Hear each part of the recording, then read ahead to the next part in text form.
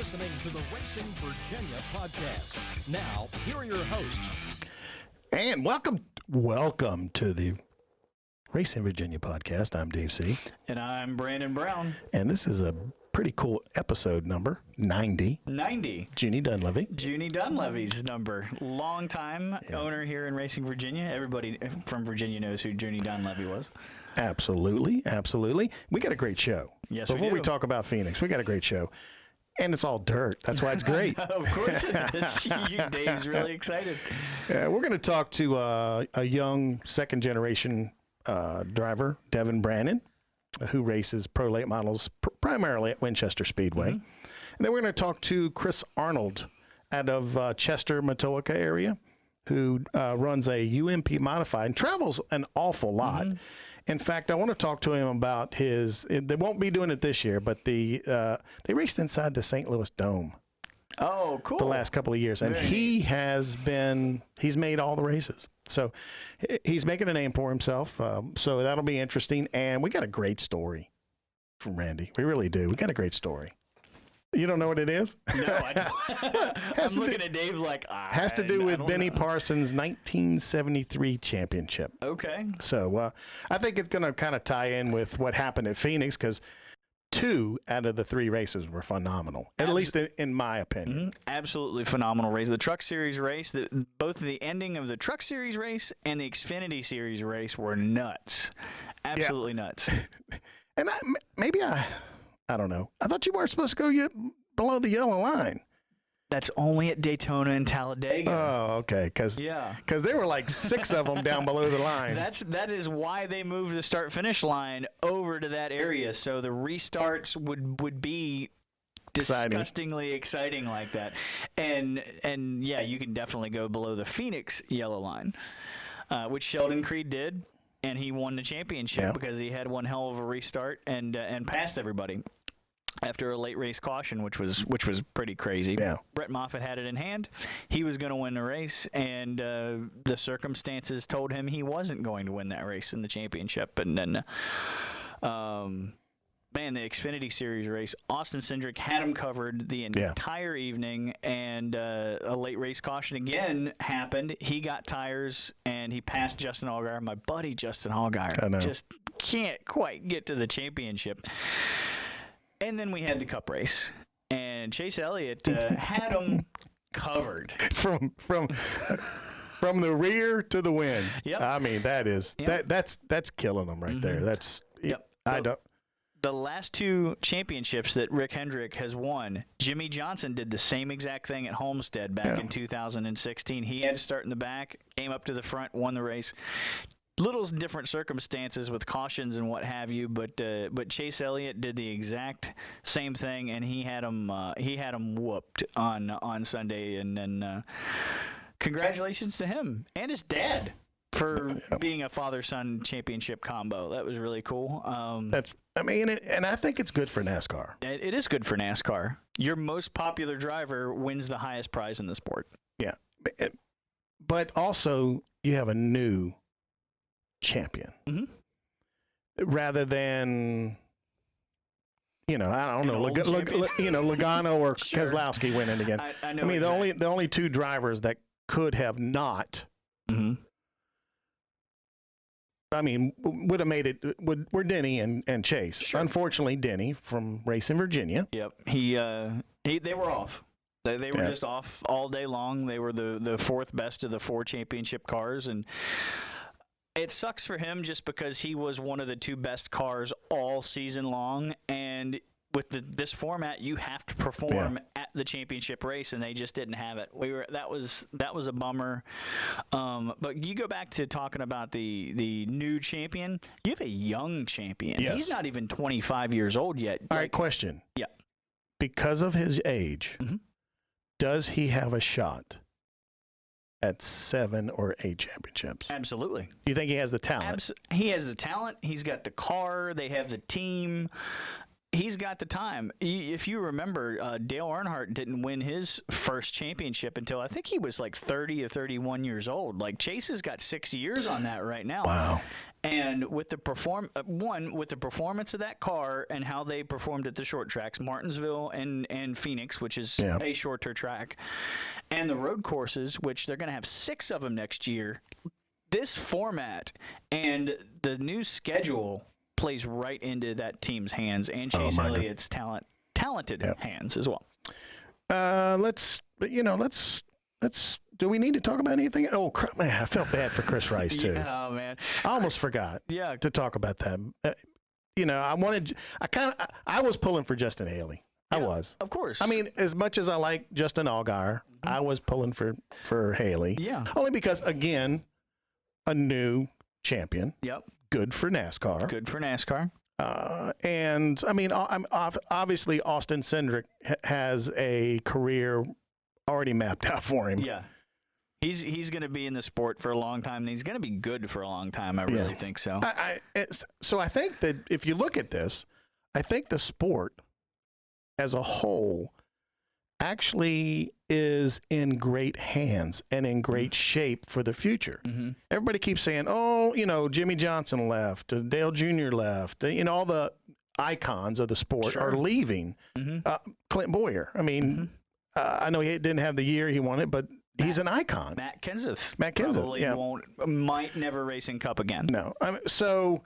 And they go, well, and now the fans are going to leave. I think if we all collectively talk about these young drivers, at some point they're going to get new fans. The key to that is, and us as an industry, we've got to be hero makers.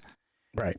You have to take the Jimmy Johnson fans and they've got to develop an affinity for a Chase Elliott the same way that they developed that for Jimmy Johnson. And I truly believe that Hendrick, with what they did at the end of the year with some of their social media, they were trying to transfer Jimmy over to Alex Bowman. Yep. They had the symbolic hand in the hat over, and he had the ally shirt on. Yep. So, I mean, I think that they are trying desperately to keep those fans in the game. And you just have that's the biggest thing. You have to develop an emotional investment for a driver, or else you're not going to care. Like, you have to care about what's going on the track or what's going on about your favorite driver. And if you really don't care, I mean, you're not going to be able to spend your emotional time and money and effort to go see him at the track. So hopefully now, like that, the large group of these Jimmy fans seeing the symbolic handoff at Phoenix between Chase Elliott and Jimmy Johnson, maybe they'll all right, now I'm going to root for Chase, which I think is a natural progression too. I think Chase is going to end up being probably the most popular driver in history. Yeah, I truly believe that. Mm-hmm. He's gonna win more most popular drivers than his dad.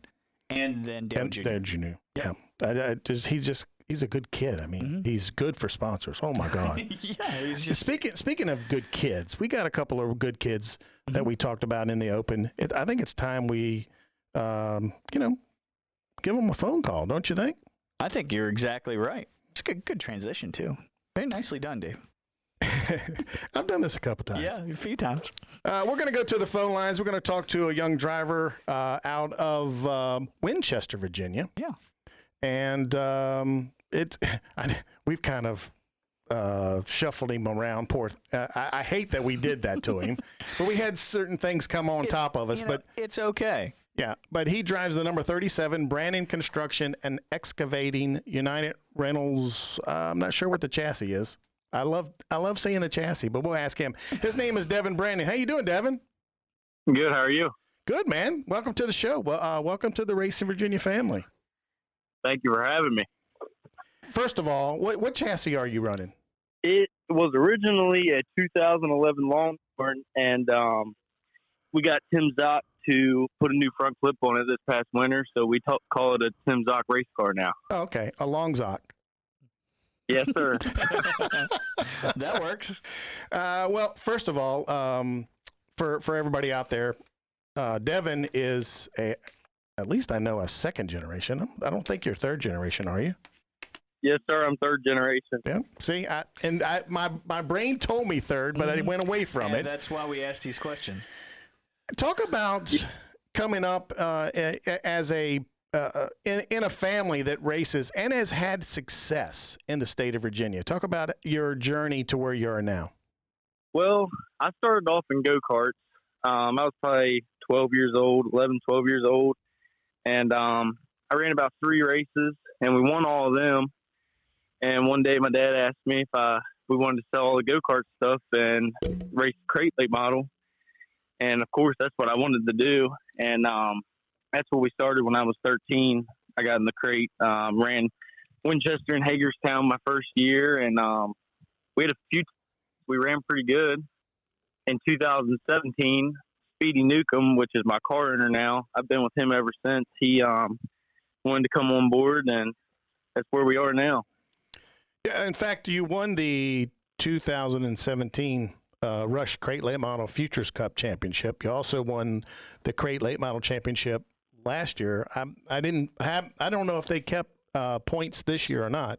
Yeah, no points this year. I didn't think so. I think they just wanted to race a little bit there at Winchester, which is, for you as a driver. I mean, talk about this, racing at a track that gave you guys an opportunity to do that during the COVID-19 pandemic.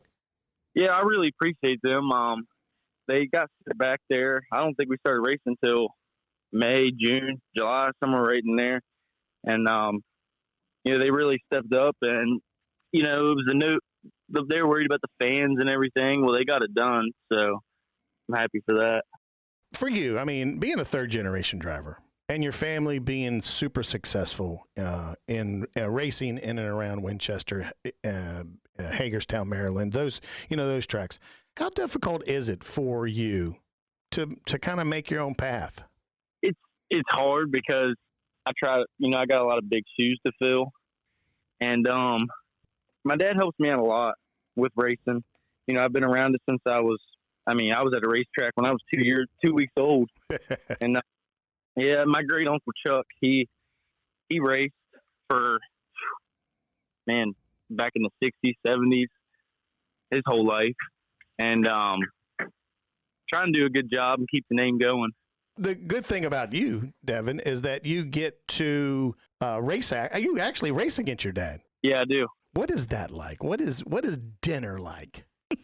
After the race. Man, it can be a little stressful sometimes.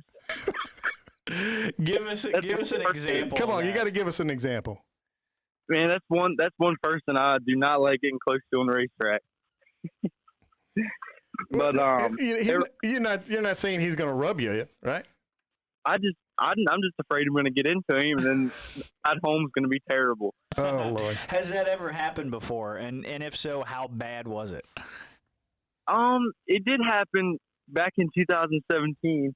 He started on the pole in a heat race, and he left the door open a little bit getting into one, and I put it in there, and I about looped both of us. Hey, if there's an opening, you must take it. Now, what was the conversation like after the race? Oh yeah, I got yelled at for that one. That's awesome. You probably can't rehash exactly what was said on our podcast, but we'll just kind of imagine what he said to you. Yeah, because I probably can't. That's awesome. There was a race this past year. Me and him running crates together at Winchester, and we both started on the front row together, and I jumped out to the lead, but his experience got me in lap traffic. And so he did you learn anything from that experience? Yes, make the move whenever you can, because I sat there and hesitated, and he blew right past me.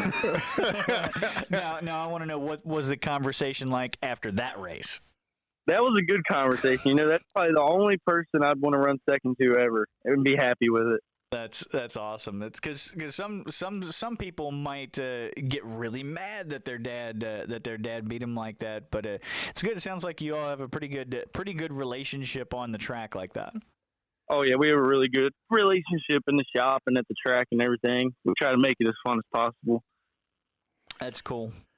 What kind of advice does he give you? Everything. I mean, just as far as I try to be as respectful as possible in the racetrack. It's what he's always told me, to earn my respect and to give respect, and I'll get respect back. And just everything, his driving, there's still a whole lot more that I can learn, and I'm trying to learn. He's just full of knowledge. Where do you want your racing career to go? I mean, I think you've dabbled a little bit in other divisions. I don't know if a super late model. I want to say you have, but where do you want your career to go? I mean, I want it to go all the way. I'd like to make a living out of racing if I can. And yeah, I did run one super race this year. We ran third. My dad finished second at that one. And again, I'll ask you, what was the conversation like after that race? That was a very good conversation. Probably then.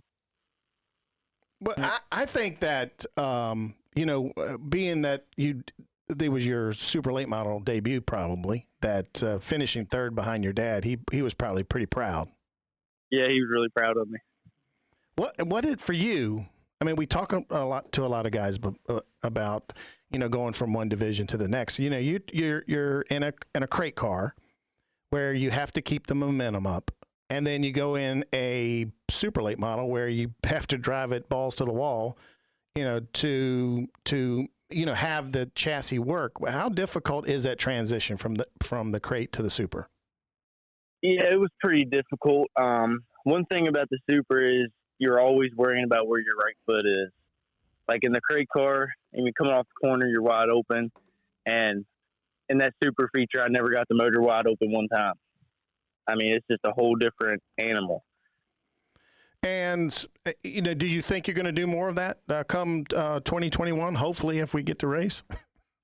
Yeah, we're going to do some more super racing next year. Yeah, it's very difficult. I mean, because it's a lot of money. It's not like it's cheap to do super racing. Yeah, because it's just so many more tires. If you want to be fast supers, you got to roll out in the track with at least 3 brand new tires to be able to compete with the top guys, and it takes a lot of money. Well, I'm talking about motor. The motor's probably 3 or 4 times more expensive than a crate? Well, actually, the motor that I ran in supers was a motor out of my dad's modified. Oh, that's right. I forgot he was running a modified. Yeah, we took that motor out that week and put it down in there, and it had plenty of power. It makes like 25. But, the thing about that is also, too, Winchester is a unique track. It gets super slick if they prepare it like they normally do. Oh, yeah, it's always slick, and I love the slick. I'd rather be slick than balls to the wall fast.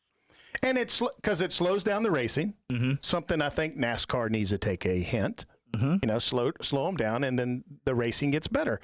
I mean, because you can actually start out in qualifying, go to the feature, and be, a couple seconds slower? Oh, yeah, 2-3 seconds slower at times.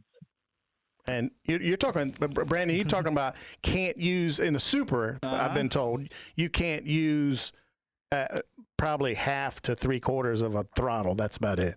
That's how slick it gets. It's like ice. Oh, yeah, it's like ice up there, but I like it. What makes it fun for you having to use that throttle control as opposed to, like you said, balls to the wall, just hammer down? I really like just because a lot of people, they'll overdrive their corner, and I've picked up on the throttle control pretty good when I got in the super, and I think that's what really helped me in the slick. When the track slicked off, that's when because I time trialed probably close to 20th. We started like 7th in the heat, and track had some black in it, and I made it to 2nd in the heat race, and then we redrew the 4, and by the time the feature, that thing was like ice, and we finished 3rd, caution free. So you use that throttle control, and you use that experience that you had to just make your way up through the field and have a good day. Yeah, I was trying to make it as best as possible without, I really didn't get up beside anybody. I just didn't want to get into it with anybody in the super class since it was my first time out in the supers, and I was really giving everybody room. You know what I mean? Mm-hmm. Yeah. So you say you want to go all the way. Does that mean that that one day you're going to try to say run with the World of Outlaws, modifieds or something like that? That would be really nice. That's my dream to do that one day, but we'll see where it takes me. Mm-hmm. Still got time. Still got some time. Yeah. Well, I want to thank you for taking some time out of your schedule to visit with us, buddy. And welcome to the Racing Virginia family. It's great to have you, and we look forward to having you on again at some point. Thank you, sir, for having me. Where can everybody find you on social media? Devin Brannan Racing on Facebook. That's pretty much all I deal with. All right. Hey, it's simple. Do one and do it right. Well, again, thank you so much for taking the time out to visit with us. Thank you. All right, bud. Great kid. Yeah. Again, I mean, I love these kids. You could tell Devin really loves what he's doing. Yeah. You can hear it in his voice, the joy that he gets when he's talking about it. And I really, it's one of those things where when you're in a family that is so entrenched in racing, and especially dirt racing in the state of Virginia, especially Winchester, Hagerstown, they've had you're talking about a couple of tracks that have had some extremely good drivers come out of come out of their ranks. I mean, it is an amazing thing to see. I love knowing, like we've had a couple third generation drivers at Virginia Motor Speedway, and one of them won a championship, Tyler Bear, and it's good for short track racing to have drivers' kids get involved. Sometimes it's a little difficult. A lot of times mamas don't want their babies to be racing. But you know how that goes. Yeah, absolutely. No, you don't. Did your mama want you to race? She actually, if we had the money, she probably would have let me. My dad bought me a go-kart to run out in the yard when I was 8, 9, 10 years old, and it was weird. I didn't have to wear a helmet. Out there, look, I remember, just let me go, man. I'm a lot older. I'm a lot older than you, but I had a go-kart, no helmet. Drove that thing right up. I got pushed off the track and right up a tree, man. Bam. Yep. We have this huge yard where I grew up, so I made my own track out in there. You could see where it was worn out throughout the whole damn yard, and I hit my share of trees. Yeah, we need to hook up with Willie Mullins. Yeah, we really do. A nice off-season trek down there. Now this next guy. Yep. Okay, his dad bought him a modified to race instead of a go-kart. He's from Matoka, Virginia. He's the driver of the number 99 WDAI Motorsports Big Belt. We're going to talk about that. He is Chris Arnold. Hey, Chris. Hey, man. How you doing? Hey, I'm doing good. And you're doing well because you come off a race, the World Short Track Championship, that was loaded with talent over at the dirt track at Charlotte Motor Speedway. And you dang near won that thing. Yeah, it came up one spot short. I don't know if I would have had anything for Strickler, but it would have been nice to find that high side a little bit sooner so we could at least try to give him a run for his money. And you know what the worst part is that, he had the help of Steve Arpin, another modified driver and rallycross driver. And that's not fair. Man, it's funny, man. Me and my dad were just talking about that the other day, and, all three of the cars that finished around us are all these factory-supported teams. Not saying that we have any expense spared in our program, but, I mean, it's kind of crazy what you're really racing up against, It is, and there's a lot of money involved in it as well. Oh, yeah. I know about that. Yeah, I was telling Brandon, you run a UMP modified. This year, you didn't travel as much as you normally do. But you went up to Winchester, and man, you took a lot of wins out of there. Yeah, we ended up winning 4 in a row up there. I've only raced there 5 times, so we got a second last year and 4 wins. So I kind of like that place. No, that's a good percentage. Well, and I think it's because it reminds you of some of the UMP tracks you go to. Yeah, I mean, that track is really slick, and to be honest with you, that big race we were at, the track got really wide, which the other 3 nights we were there, it wasn't as wide as it was, but, you know, that track does kind of give off that little Midwest racing vibes. You know, when we go out and race in the Midwest, you know, you can race anywhere on the track. It's not like a one-lane groove racetrack, which, unfortunately, some of, if not a lot of the tracks on the East Coast, unfortunately, are like that. There's one lane, you know. You pretty much cut your teeth at Virginia Motor Speedway, which in itself, I mean, is fast, half mile. Talk about that experience. Personally, I don't like bigger racetracks. I think they're fun. You know, I enjoy growing up in talking BMX. like that. I'll drive down to Chester and knock you in the head. I mean, it's hard for me not. Speak your truth.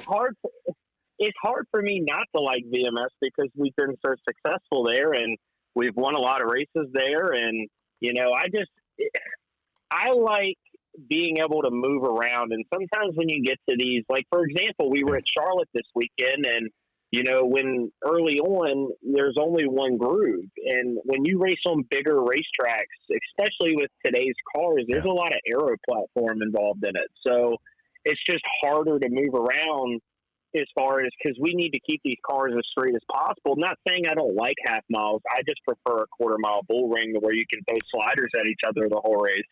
Speaking, I told Brandon about this, and it's kind of like the Chili Bowl, Brandon. Mm-hmm. In fact, they started running midgets with the whole program. The Gateway Dirt Nationals, unfortunately, will not be run this year because of the COVID-19 pandemic. But Chris, you've been ever since the beginning. You have been invited or have gone to that event and done very well. Brandon, this is racing in the, what is it, the Gateway Dome, the Rams. Yeah, Gateway Dirt Nationals. Yeah, the old RCA Dome. Yeah, the Rams used to play there. Yeah. Well, they put a racetrack in that dang joint, and they go racing. I got a buddy from St. Louis who goes every year. He loves it. It's entertaining. Yeah, this is why he loves short tracks. I mean, you know, the bull rings. Talk about that, Chris. I mean, you've done very well against what can arguably be called the best field of cars of the year. Yeah, I mean, that deal out there, I mean, there's some luck that's played into it, but you got to be able to get around that place. And we've been fortunate enough every year we've gone out there. We've always won our heat race. We've always started up front. I've had a shot to win it a couple times, but that dang Ute tires got my name glued to it on the inside. You know, there was rumors that last year that they were going to do away with the Ute tire and put a berm around the bottom. And man, I was so excited to come back. And when I showed up, there was damn Ute tires on the bottom, and I was already upset. And you know what he's talking about, right? Yeah, of course. They paint it white. Yeah. Them things jump out at you. Some guys, they don't have no problem with them, but some guys, the dang things jump out and get in front of your car somehow. No, I know whenever I race on iRacing, they have my name all over them. But then when I hit them in iRacing, it's not nearly as expensive. Oh yeah, no, I've caught a couple out there. I haven't really tore up too much stuff, but I've definitely hit my fair share of Ute tires out there in St. Louis. You know, Chris, you have had probably a chance. I mean, you and your dad have talked about it, about moving up to a different division. What is it about the UMP modifieds that you like so much that you really haven't taken the opportunity to go run something else? I mean, I guess more or less, I mean, obviously the cost of, and if people don't know this, the cost of UMP modified racing is probably not that much different than like a steel block late model. I mean, I would probably say we even got more in our program than some of the crate late model teams and stuff. And it's more or less the competition. You know, I feel like when I go to certain racetracks, if you watch like a late model go out there, they can't run on the racetrack where we can run. And that's what makes it so much cooler with the 8-inch tire and the big motor, it's just more of a driver's class. Yes, don't get me wrong. The car has a lot to do with it, just like any type of racing you do. But not everybody can hop in a modified and go out there and win races, even if you're one of the best super late model drivers in the country. It just doesn't happen. So I just feel like competitive-wise, I think the window's a lot larger than your top series. And I know that's probably going to get some backlash from some people, but I think it's the truth. For you, when you talk about going into some of these other tracks, talk about the racing in Virginia and the excitement that is here and the amount of really great drivers we have coming out of this state compared to some of the other states you go to. Yeah, no, I mean, there's the competitiveness around this area has definitely gone way up over the past couple years. I mean, you got Hunter McClendon, who's on top of his game right now, races at Virginia Motor Speedway. You got Joey Polovoy. Trying to think here. You got people down in North Carolina like Ryan Poole and Winchester. You got all these Mid-Atlantic guys. I mean, there's some good race car drivers around here who have good equipment. I think if some of the other guys traveled more, I think they would show off more, but it's more or less, there's some good drivers here. I mean, obviously I wish the modifieds were a little bit more recognized and they had a little bit more to, I guess, quantity. The East Coast is not really known for UMP mod racing. I think it's definitely getting better. And I think that it's only going to continue to grow because once you get in one of these things compared to driving like a late model, you just can't compare it. It's a lot of fun, They always put on a great show. Modifieds, I love it. I love open wheel racing. And, this COVID-19, man, it's just been a 2020. I wish this is a throwaway year. Just throw it away. And hopefully 2021 is going to be better. It's going to be. Yeah. It's going to be. I sure hope so. I hope the racing comes back. I mean, the tracks, and I know you've dealt with this, having to find places to go race, Chris. The tracks are, some of them are having difficulty staying relevant, or I should say, paying the bills because they can't even, they can't even hold races or have fans. Yeah, I mean, it kind of sucks with the COVID deal, just because some businesses, whether they can afford it or not, it's going to permanently affect. This year is going to permanently affect any type of racing that there is. I mean, for example, Virginia Motor Speedway wasn't open this year. I mean, luckily the Sawyers own it, so I mean, I think we're going to continue to be able to race there, but not all the racetracks have that luxury. And that kind of sucks. I think next year there's going to be some racetracks that may not open because of this year. Do you think that due to the fact that we weren't able to race everywhere, and even the places that were able to race could either not have fans or have very, very limited fans, if we get back to normalcy in the middle of next year, do you think that the thirst for racing and watching racing will bring the fans back out in droves? Yeah, I mean, I think so. I mean, if you go to some racetracks where they've been letting, obviously the pits open and stuff like that, I mean, you can tell. I think as soon as the country is hopefully ready to back open next year, I think it's going to be full force. I think people got the itch. I think the general public in the entire U.S., not just in racing, wants to get out. I think majority people. So, I mean, I think that hopefully next year life itself gets back to normal, including racing. And I think you're correct there. I mean, just like Virginia Motor Speedway, I think sometimes fans get apathetic. They say, okay, well, I can maybe if I can watch it on the internet instead of going in person.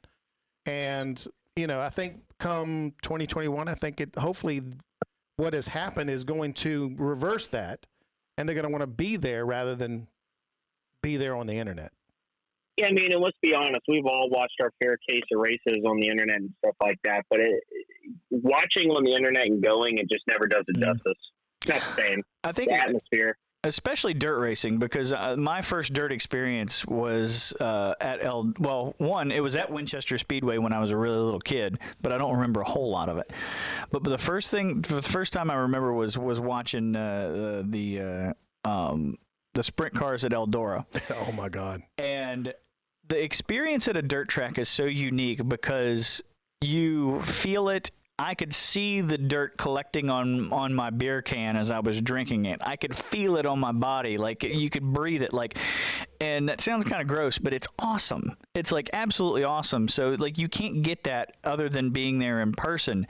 And I think that people are now going to appreciate the fact that they can go to a race when they can go back to it. Yeah, I mean, I agree. I mean, I've been to one track this year, and I don't want to say the name because I don't want to throw that track under the bus, but there were so many people in the pits because everybody just wanted to be at a racetrack. Yeah, they became crew members, didn't they? I mean, it was like standing room only against the fence line. It was awesome. I mean, it's just nice to see that people still want to try and support these racetracks and these businesses because, I mean, we look at them as racetracks, but let's be honest, they're businesses. Mm-hmm. So when people walk through that front gate, that's business, and that keeps them open. Yep, and I think I couldn't agree more, and I think you're going to see that renewed vigor from fans to come out and experience racing, not only racing, but a lot of the things that they might have taken for granted before this. Yeah, and I'm not, to be honest with you, I haven't even looked. I don't know if Florida, when we go to Volusia next weekend, if there's going to be fans allowed in the stands or not, but I do see where they just added Dirt Vision, so at least people will be able to watch from home if there's no fans allowed, you know? Yep. Yeah, what's that one going to be? That's the Ruderman Memorial Race we're going next weekend to Volusia County. That kind of leads me into this. So that's a good segue right here. You're in a big belt, okay? And I always talk about to Brandon about I love that dirt track chassis have names. It it's pretty, it comes out pretty cool. Now, Big Belt has a NASCAR connection. David Ruderman builds those cars. Talk about because I know you have that you have kind of come kind of close with David. Talk a little bit about the relationship and him building cars and what it's like to deal with him. So it was actually like the perfect avenue. So we used to run Shaw. Well, we started Brett Hamilton and we moved to Shaw. And when we got done with Shaw, I looked at Dad and I said, I want to try something different. I want to either go with a well-known name or I want to go with somebody who we can build a relationship and have kind of like a personal connection. And, some chassis manufacturers that build a lot of cars throughout the year, you don't have that personal, you're just a number. And dealing with David, and I don't know if I'm sure you know David from when you worked at Richmond and everything, but David is literally the most down-the-earth, coolest person ever. I mean, I talked to him last night, like 10 o'clock at night. We were just bullshitting and talking, and that's cool to have that relationship with somebody with his type of recognition, and as far as the fabrication wise, I mean, he builds one of the nicest chassis, if not the nicest chassis I've ever seen. Me and Dad, we get the chassis from David and we do everything else at our shop. So it's kind of cool to take somebody else's masterpiece and artwork and then we turn around and put our own touch on it to say, hey, we did that as a group, and that's just kind of cool to be able to say that. Because, it's easy to go buy a race car and go race fast and do it. But, actually do what we do is kind of fun. It's really cool when you think back and look at it. And, David, I can't thank him enough for allowing me to work with him. He don't have to sell me a race car. Unfortunately, it's like that in our business. Some people, if they don't want to work with you, they just say, hey, I don't want your business. I don't, unfortunately, there's some bad apples in racing. So you don't just because you flash your wallet doesn't mean you get to buy a car. So it's just a pleasure to be able to work with David and have that relationship with him. And I think it's only going to get better from here, Speaking of relationships, you've started to, I guess, the DAI motorsports and you're kind of mentoring at least one or two drivers. Yeah, me and Dad, we kind of came up with that deal, and the main reason we did it was because I what I do for a living is I'm a service writer, so I deal with customer service, I deal with people, and when I'm at the racetrack, a lot of people every now and then ask me for help and everything. So I said, well, Dad, let's kind of turn it into a business. And I kind of feel like me helping people, I enjoy it because I'm kind of opposite of what some people do. If you got a really fast race car, sometimes you don't share all your knowledge, and that's always how it's always been along the lines. But me, I'm opposite. If I want somebody to do good, and if that person beat me, then that means I need to figure out what I need to do better. So being able to help somebody and I'd be like, hey, I was part of that. It's more of a pride thing, you know, and it's really awesome. Like Chase Butler this year. I mean, he got in a brand new peak built this year, and obviously he traveled to a lot of the racetracks we did and did get to run Virginia Motor Speedway this year. But I think he's going to be a threat next year to give Hunter a run for the championship if Hunter comes back next year and races. It's just awesome to be able to work with younger drivers or even older drivers, whoever's just in our equipment or want to work with us. That's pretty awesome. I'm going to take it you took that lead from your dad, who used to race against and is now your crew chief, and I'm sure he's mentored you before. Yeah, no, I mean, I wouldn't be able to do it without him. You know, he luckily the modified's the only thing I've ever driven, so he stuck me in it, told me to go out and just be patient, make some laps, and it's always been me, him, and my buddy Trey, but Trey passed away earlier this year, so now it's just me and him, and we're trying to enjoy the moment, and it's awesome to be able to say I do it with my dad. Anytime, like my coworkers or anybody who's outside of racing, they're like, well, who goes to racetrack with you? I was like, normally it's just me and my dad, and my wife comes with me sometimes, and it's just be able to cool to just say it's a thing that me and my dad do, you know? That's awesome. One last question, because I know you got to go back to work. Do you miss racing against him? Yeah. So that is typically a topic of conversation probably once or twice a week. Typically other people are around when he brings it up, talking about how he's going to get back in the car one day and show me who the real fastest is between the both of us. But I always kind of remind him that the driving styles have changed a little bit since he got out of the car, seeing that we don't lift a lot of the places we go, and we used to lift a lot. So I don't know, maybe that'll happen one day. Maybe he'll get back in somebody's car and we'll get in it. But absolutely. I mean, I remember when we were at Potomac one time and we were racing side by side and something broke on his car, and we were he actually spun both of us out. It was so funny because out of all the race cars on the racetrack, I just happened to be right beside him when we both got into each other. So, I mean, it was a fun being able to race with my dad when he raced. You know, it was a lot of work having two cars and not having a big crew, you know, but I mean, not everybody has the, I guess, fortune to say that, you know, if you race in the same class as your sibling or race in different classes, will you ever actually get to race against each other? And me and Dad actually had that privilege a couple of times where we actually raced each other for a win at Potomac and Virginia Motor Speedway, you know? Yeah, I miss him too. He's such a cool dude. Your dad's cool. You're cool. The whole family's cool. We appreciate it, man. Hey, where can folks find you on social media?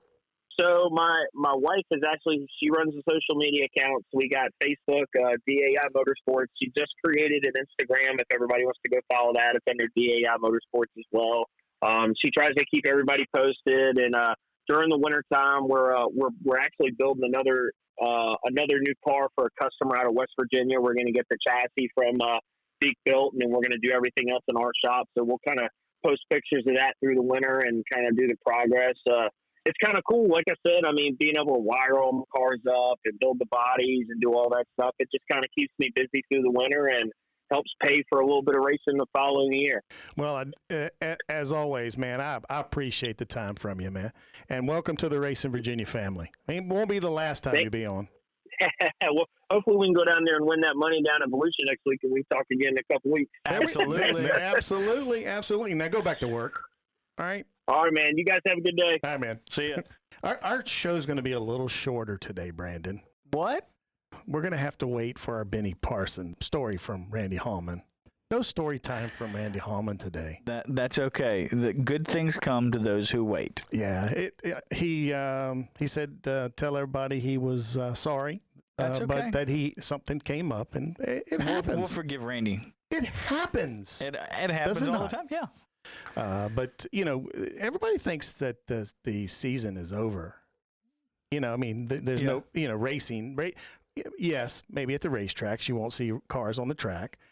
But Brandon, are you busier now than you are? I'm busier right now doing my real job than I have been in a little bit, because we got Richmond Raceway, Martinsville, and Darlington. We're working through renewals for next year because we want to have all the fans back out at the tracks, and hopefully as this pandemic winds down, hopefully, we'll have everybody out to the track, and we've got some really, really cool stuff in store for everybody, especially at Richmond Raceway with our 75th anniversary season coming up. Unlike some other podcasts that do racing, I'm not going to mention them because we give them free advertising all the time. You're the one that keeps talking, Dave. We will continue to do the podcast. Yeah. Because we've got a lot of drivers that we can't get during the racing season because they're so busy. And so we're going to continue to do the show all the way through the end of the year. And hopefully season 4 will be even better. Yeah. Let's do it. Can you I'm believe excited. that? You know, we're closing in. We're 10 shows away from 100. 100. Can't wait. It's going to be good. A Benjamin. Yeah. Yeah. But we've got some good stuff coming your way, man. Yeah. Folks, I'm telling you right now, we have some really good stuff coming your way. We are working on some really cool guests. I don't know if we'll get them or not, but we are trying desperately to get the guests that you want to hear. And give the people what they want. You know, the one thing about this racing season that I really enjoyed was that we did dive in to the drag strips. Yep. You know, the drag community. Mm-hmm. That sounds bad, don't it? The drag racing community. There you see, you fixed it. So, but there's a bunch of really cool guys on that side of the fence. Yep. I'm sorry, Tyler Crossnow. The amount of work that he has to put in, people don't realize that. I saw it firsthand up at Route 66. All the folks that had to do the weekly shows, no matter if it's a test and tune, if it's a bracket series race, or if it's some of their bigger events that they have there, they're working all the time. Well, that's what, following him now and being friends with him on social media, the amount of work that him and his team have to do, a dirt track. Yep. A lot of work because you got to prepare it. Asphalt track, not as much. Blow off the dust and get it ready, unless it's raining, and then you got to dry it. But man, they work really hard at a drag strip. My goodness, because they have to take the stuff, I don't know what the prep stuff they call and when they put it down, the VHT, whatever it is, I don't know. But when they put that down, I mean, they have to take up the old before they put new down. Oh, it's a process. Like it is I have watched humidity, temperature. Oh, the track has to be in perfect condition. If you've ever watched anybody scraping the track, like to clean the track off for an event, you've got a blowtorch and you've got a scraper. Wow. And I've watched people do that in 100-degree heat out there, just like dripping sweat. And I was a social media guy, of course, out there taking pictures of them as they were doing it. I apologized over and over and over. Look, it was 100 degrees. You were sweating. Yeah, I was sweating, but not like they were. Oh God!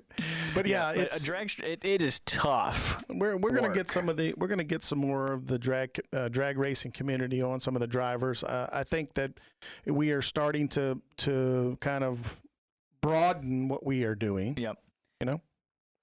And one of the things we didn't mention last week, what? Matt Hagan got another funny car championship. We got to call him. Yeah.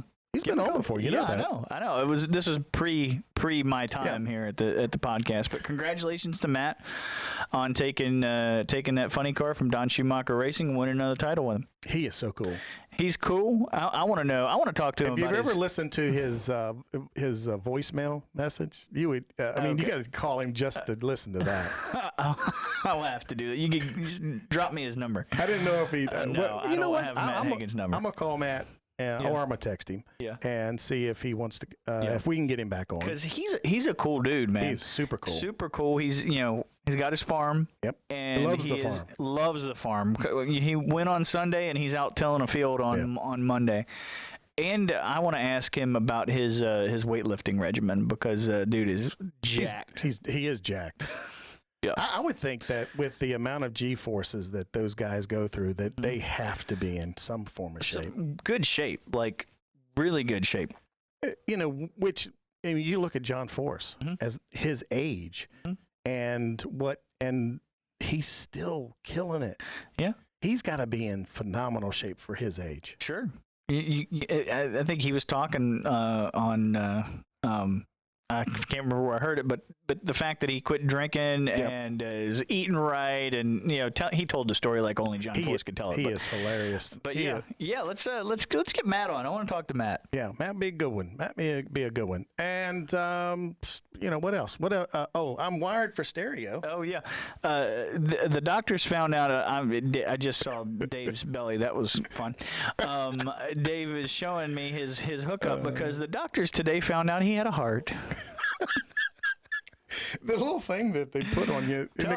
Tell them what is actually going on. I'm wearing a heart monitor for 24 hours, and it's kind of weird because it looks like a little iPod. Yeah, the old school ones. Are you sure you're not you're not a snitch and the feds have got you wired up? Yeah, could be.